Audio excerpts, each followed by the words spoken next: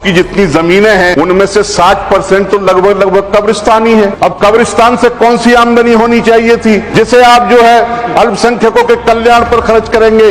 वहां तो सिर्फ कब्र खोदने का एक कारोबार होता है। ठीक में भी आप माहिर हैं। आप समझ रहे हैं कि इस वक्फ बोर्ड के बिल को लाने से आप मुसलमानों का भला कर देंगे। जोर इस बात पर दिया जाता है कि इस वक्फ की जो संपत्ति है वो बहुत ज्यादा है और उससे आमदनी बहुत कम है। सर, मुस्लिम समुदाय का विकास होगा इस नए वक्फ बिल से। यानी जैसे वक्फ बोर्ड जो है आज का, वो मुसलमानों के विकास में सबसे बड़ा अवरोध है, उसे ये समाप्त करने जा रहे हैं। मैं सर मुसलमानों के विकास में बस चिंता इनकी बता देता हूं। सर, एक प्री मैट्रिक स्कॉलरशिप होती थी, बंद हो गई। मौलाना आजाद फेलोशिप होती थी, बंद हो गई। National commission for minority educational institution NCMI जो अल्पसंख्यक संस्थानों को दर्जा दिया करता था अल्पसंख्यक का, वो आज तक 4 साल से डिफंक्ट पड़ा है। National minorities development and finance corporation NFDFC किस हाल में है, माननीय मंत्री जी बताएंगे। मौलाना आजाद एजुकेशन फाउंडेशन कहां विलुप्त हो गया, आज मंत्री जी बताएंगे। एक संस्था है उर्दू के विकास की NCPUL, national council for the promotion of Urdu language.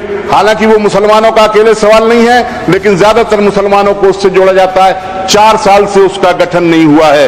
Commission for linguistic minorities कहां है, कुछ नहीं पता।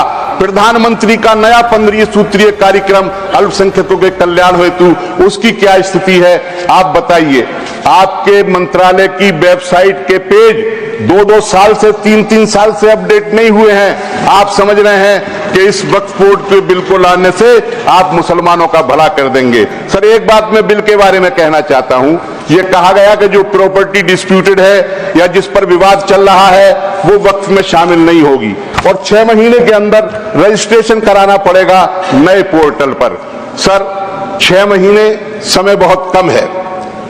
इतनी बड़ी वक्फ की संपत्तियां हैं जिनका जिक्र किया गया, मेरे ख्याल से 6 महीने में नहीं हो पाएंगी।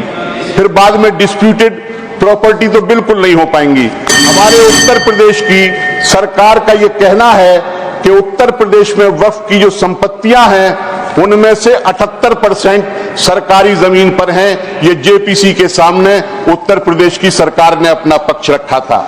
यानी उत्तर प्रदेश की सरकार उत्तर प्रदेश के अंदर 78% वक्फ की संपत्तियों को डिस्प्यूटेड बना देगी, तो उत्तर प्रदेश में कितनी वक्फ की संपत्तियां बचेंगी?